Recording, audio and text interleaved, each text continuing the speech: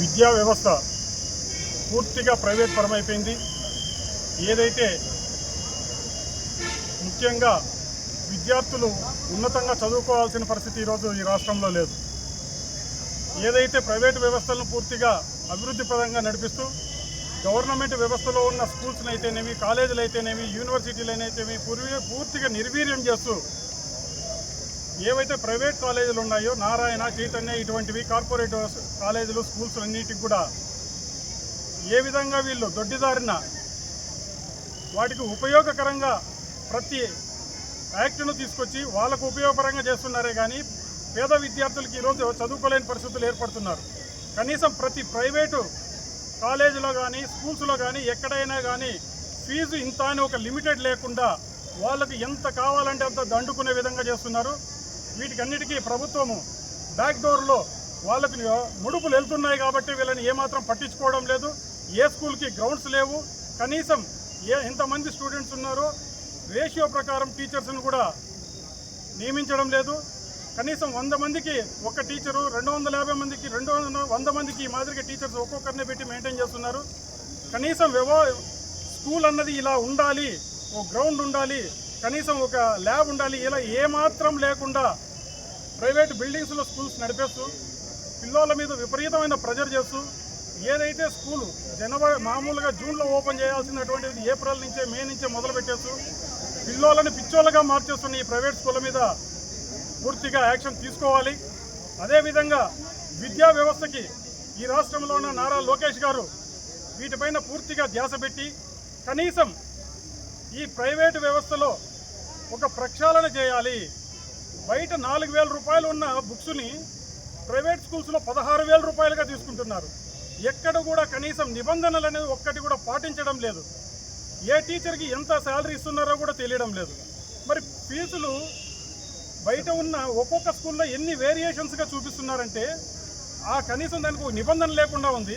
మరి ఇటువంటి వ్యాపార దోపిడీ నుంచి పేద ప్రజల్ని ఇవ్వాల్సిన 25% ఏదైతే ఫీజు సీట్స్ ఉన్నాయో వాటిని కనీసం ప్రైవేట్ స్కూల్లో ఎక్కడ అవకాశం ఇవ్వడం లేదు.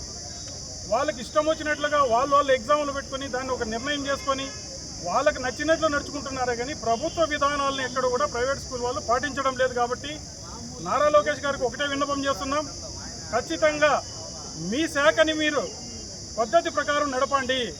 మీకు ఏదో బ్యాక్ డోర్లో నుంచి మీకు వచ్చే ముడుపుల ద్వారా వాళ్ళకి అవకాశాలు ఇస్తే పేద ప్రజలు పూర్తిగా ఈ రాష్ట్రంలో చదువుకోవాల్సిన పని ఉండదు. డబ్బు ఉన్నవాడు మాత్రమే చదువుకుంటున్నాడు. డబ్బుతో కొనుక్కొని ఈరోజు విద్యలు నేర్చుకుంటున్నారు కానీ విద్యార్థులు ఎక్కడ కూడా ఈరోజు పూర్తిగా చదువుకునే పరిస్థితి లేదు. కాబట్టి లోకేష్ గారికి ఒకే ఒక విన్నపం, విద్యా వ్యవస్థను బాగుపరచండి. మీ చేతిలో ఉన్నది. కనీసం ఈ రాష్ట్రంలో ఉన్న భవిష్యత్తుని, విద్యార్థుల భవిష్యత్తు నాశనం చేయొద్దని కోరుకుంటున్నాను. భారత చైతన్య యువజన పార్టీ శ్రీ బోడే రామచంద్ర యాదవ్ గారు ప్రభుత్వాన్ని గత కొద్ది రోజుల ముందు విద్యా సంస్థలో ప్రైవేట్ విద్యా సంస్థల్లో కొన్ని మార్పులు తీసుకురావాలనేటువంటి డిమాండ్ చేశారు. అందులో ముఖ్యంగా ఈరోజు రాష్ట్ర వ్యాప్తంగా అందరి జిల్లా కలెక్టర్ గారిని కలిసి ఆ యొక్క జిల్లా కలెక్టర్ గారికి ప్రభుత్వ ప్రైవేటు విద్యా సంస్థలో జరిగినటువంటి అన్యాయాల, అక్రమాలపైన వాళ్ళకు నివేదిక ఇవ్వడం జరిగింది.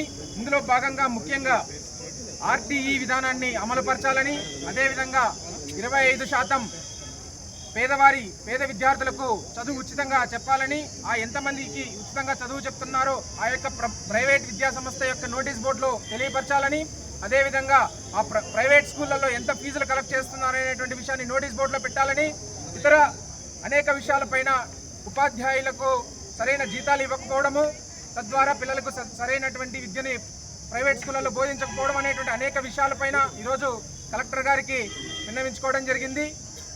ఈ కార్యక్రమానికి చేసినటువంటి కార్యకర్తలకు, నాయకులందరికీ కూడా ధన్యవాదాలు. భారత చైతన్య యువజన పార్టీ ఆధ్వర్యంలో రాష్ట్రంలో ఉన్నటువంటి అన్ని జిల్లా కలెక్టర్ గారులకి వినతి పత్రాలు అందజేయడం జరుగుతూ ఉంది.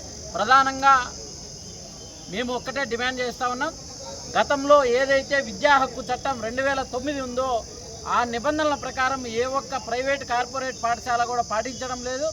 అందులో ముఖ్యంగా కార్పొరేట్ విద్యా సంస్థలు అయితే ఫ్రీ ఎడ్యుకేషన్ ఇస్తున్నామని చెప్పి బయట ప్రకటనలు మాత్రం ఇస్తున్నారు. కానీ వారి దగ్గర నుంచి డబ్బులు మాత్రం కలెక్ట్ చేస్తూ ఉన్నారు. అంతేకాకుండా పుస్తకాలు విక్రయించకూడదు, యూనిఫామ్ విక్రయించకూడదు అని చెప్పి స్పష్టంగా ప్రభుత్వం ఇచ్చినటువంటి జీవోల్లో స్పష్టంగా ఉంది. అయినా ఏ ఒక్క ప్రైవేటు కార్పొరేట్ పాఠశాల ఈ నిబంధనలను ఉల్లంఘిస్తూ ఉంది కానీ అమలు చేయడం లేదు. ఇక్కడ ఉన్నటువంటి డిఈఓ గారులు కావచ్చు, ఆర్జేడీలు కావచ్చు, వీళ్ళందరికీ కూడా ఈ విషయం అందరికీ తెలిసిన విషయమే. కానీ ఏ ఒక్క అధికారి కూడా ప్రకటనలకు మాత్రం పరిమితం అవుతారు తప్ప అక్కడ ఉన్నటువంటి పాఠశాలలో జరిగేటటువంటి సమస్యల మీద వెంటనే పోయి వాటి మీద చర్యలు తీసుకున్నటువంటి పాపాన పోలేదు. కాబట్టి ప్రభుత్వం కూడా అదే విధంగానే ఉంది. గత ప్రభుత్వం ఏ విధంగా అయితే ఇంప్లిమెంటేషన్ చేస్తూ ఉందో ఈ కూటమి ప్రభుత్వం వచ్చిన తర్వాత కూడా అవే విద్యా నిబంధనలను ఇంప్లిమెంటేషన్ చేస్తూ ఉంది. కాబట్టి వెంటనే ప్రైవేట్ కార్పొరేట్ విద్యా సంస్థల్లో ఏవైతే ఫీజులు వసూలు చేస్తున్నారో వాటిని ఖచ్చితంగా నోటీస్ బోర్డులో పెట్టాలి. నిబంధనలు ఏవైతే పాటించడం లేదో వాటి మీద శాఖాపరమైన చర్యలు తీసుకోవాలని చెప్పి కూడా ఈరోజు మేము ఈ సందర్భంగా కలెక్టర్ గారిని డిమాండ్ చేస్తూ ఉన్నాం.